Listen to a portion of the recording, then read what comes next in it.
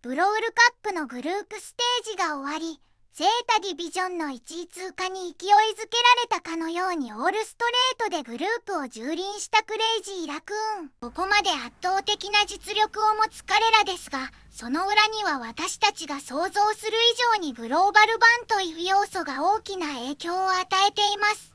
CR の強みというのがうまく表れている一例がエターナル戦のサボテンの罠です。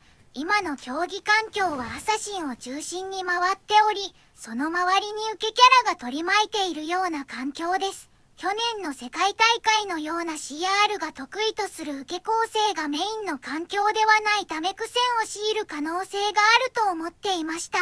そんな中で CR に追い風となる要素が一つあり、それが先ほど話したグローバル版です。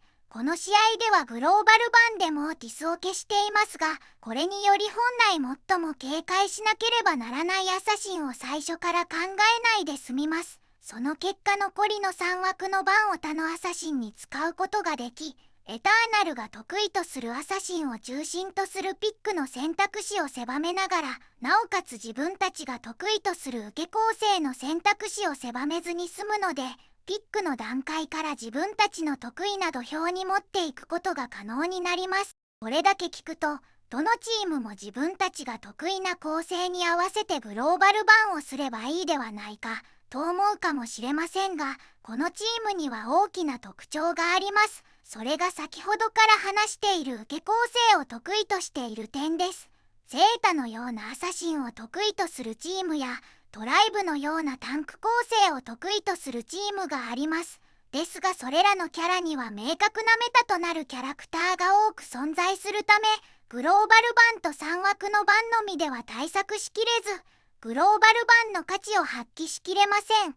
一方で受け構成のメタとなりうるアサシンタンクはそこまで多くありません。そのため3枠の版とグローバル版により十分対策となりうるため、グローバル版が非常に大きな効果を発揮します。よってこの試合のような見事に CR が得意とする編成となり、自分たちのコンセプトを押し付けて見事勝利します。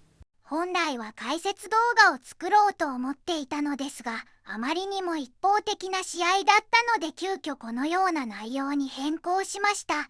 自分の優勝予想はゼータだったのですが、ここまでの仕上がりを見せられるとわからなくなってきますね。明日はとうとう決勝トーナメントが始まり、日本チーム同士の決勝が見られないのは残念だけれどもいい試合を見られることを祈っています。あとグループステージに2日もかけるぐらいならダブルエリミネーションにしてくれ。ということで今日の動画はこの辺りで終わります。最後まで見てくれてありがとう。最終日の解説動画も上げるから登録して待っててね。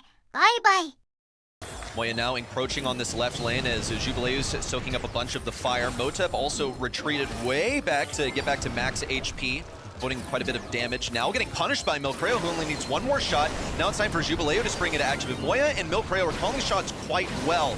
Onto Jubileo, however, on a characteristic brawler for him as well, will pick up the first interaction on the left side and start to pressure Milcreo. Wall break on the left side means it's less of a stronghold for Jubileo to hide behind. He was considering playing around it. You can see he didn't want to break walls. He brought Speed Zone instead, so it is going to hurt. Tensai's been beating the pants off of Kawa so far, but only just now as he got the elimination on that brawler. Crazy Raccoon able to take a bit more map control, but the Moya versus Jubileo matchup is still of concern for this Japanese squad. Moya not in a position to win that out at all, and can only hope to somewhat contain the Stu. I'll tell you what though, Stu into Mo really frustrated because you can't escape from the Mo dash in, but dodging those shots with your super, it's just not going to happen. You're going to get constantly poked. Jubileo, as he dashes rightwards across the field, will be intercepted by Milcreo. He gets tapped up a couple times. Kawe has a fresh turret to place down, but he is on super low HP. And he still has to contest Tensai on the right side. Jubileo going in super aggressive. Hypercharge pop, but this man just entered the Matrix, now getting peppered with fire as Milcreo just doesn't want to risk it. Pops the Hyper and the super at the same time, but continues to get pressured from the right side by Kawe, now eliminated by both Tensai and Moya. Crazy Raccoon run away with this countdown. I like the idea. Moya's trying to shut Jubileo down to make it so he can't dive on the gem carry, but they cross like ships in the night. Tensai's still able to pick up the Stu though, and Motep is too low to get close. Kawa, like you mentioned, could be a win condition, but that turret was left around for so long. Crazy Raccoon not really feeling the pressure from this eternal composition. intelligent play. There's so many different ways you can play rough, so many different walls that you can break, and you have so much selection. And they opted to break open the walls that you usually use to hide behind at mid. That's where you place your mid brawler. But Gus knows, hey, I'm actually winning this interaction versus Janet. I completely outrange her. Yeah, give me some more room to walk around. And once the turret was up, it wasn't even that much of an issue. There's plenty of room to work around because you've eliminated both of the choke points. And Janet's survivability only really matters when she is ahead in gems or in a countdown. If you're behind for most of the game, all it does is kind of keep you alive in situations where you otherwise would have been taken down. A timely super for Milcreo denies the pinch, and all of Eternal get flattened. This is not looking nearly as close as the previous round. Jubileo lane swaps into the Ruffs matchup, so Moya now has some room to breathe. This is real tough. Jubileo didn't want to be on this matchup, so he didn't have to face the bags, basically. Motep on the left side, however, is taking a beating at the hands of the Mouse. Eternal pressured way back into their spawn, a super retreated positioning for Jubileo's gadget. He continues to march forward into Tensai, picks up the kill. Now Motep trying to encircle behind Milcreo. That's going to be the super for Milcreo. 1-2 shots for Motep will get him low. He risk-setting pinch, walks right into it from Milcreo. And Eternal probably going to get surrounded and extinguished here at mid. Is Penny the mid now for Eternal? I feel like they've changed that roll up. I can't even tell. Motep went aggressive with that super to try and find a way to drop those gems, but without hypercharge, he didn't have the maneuverability. He might just get blown up. Yeah, has to dash forward with that gadget and now try and go after Milcreo. But again, this is not a hypercharged super. It's not that easy to guarantee damage from those bombs. A pretty anemic performance there for Eternal as Crazy Raccoon would go outside of everything is breakable unless you're hiding inside the unbreakables on the left or right lane. I just don't really see it. Motep should be breaking open these walls early on. It's going to be the first one onto Tensai on the right side. It's actually picture perfect, but Tensai still marches forward. No one can hit these shots on him. Kawi does finally dispatch him, but as the one who pushed forward, allowed Moya and Milcreo to get into mid positions. He's gotten 15% off the safe. Look, the map being open doesn't necessarily hurt the rest of Crazy Raccoon, right? You've got really good burst damage if you have to defend at any point. And yeah, look at this. Obviously, star power taken here by Tensai means that he has that damage reduction during his super, which is really important because he knows he's going to trade damage. So this is just a high-pressure comp from Crazy Raccoon. Milcreo already has a hypercharge ready. Well, there's a hypercharge. Didn't make too much of an impact. Tensai's going to move forward with the hardened hoodie. Has a bunch of damage resistance as he goes for one crit after the next. He even gets the shield off. Clap City. It's a huge lead on tempo for Crazy Raccoon at the moment. Eternal still haven't been able to make one solid push in. Again, the more that map gets opened up by the Brock, the less impactful for holding chokes the incendiary fields become. There's ways to get around them now. Nice fan storm though to get some safe damage away from Jubileo. That Kaze is still a problem, and Moya, even after muting the Kaze earlier, still lost the 1v1.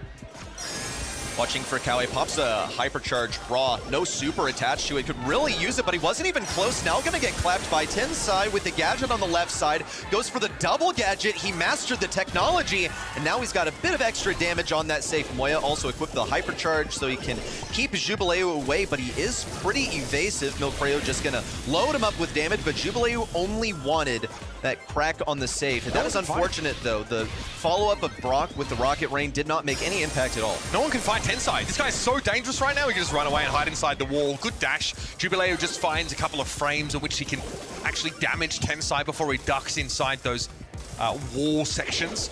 Still, 3 claps on the safe is like almost 10k damage. It's a lot. Tensai just wants to run it up here, go after Kawe, but he's able to throw down the look into the swamp and now try and get ahead. Some damage on the safe here. The fan storm also going to be used to tick away at her. Moya with a hypercharge, but really fancied just the speed increase. He hits a super long range mute on Motep to shut the Brock up for a time. It's going to take a miracle here. Tensai picks up one. Now it gets rid of that last shield on the safe. With one huge shot after the next. Crazy Raccoon drop it down to 560 HP. Kawe, it's just gonna bounce that right onto the safe and bring us to match point for Crazy Raccoon.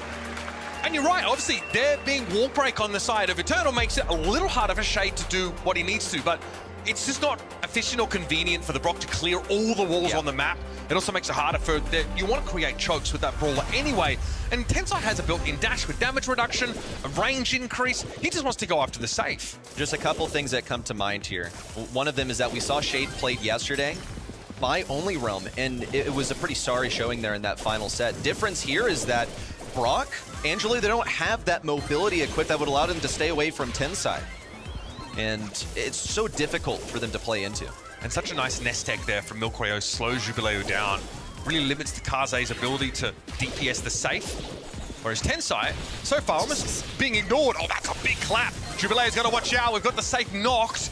And every time Jubilee goes down in front of his own safe, that's time he cannot spend being aggressive himself. Nice footwork from Milcreo here, outranged by the Angelo, but nice little mark on the Jubilee, and he's going to win the 1v1 against the Kaze. You don't see that often.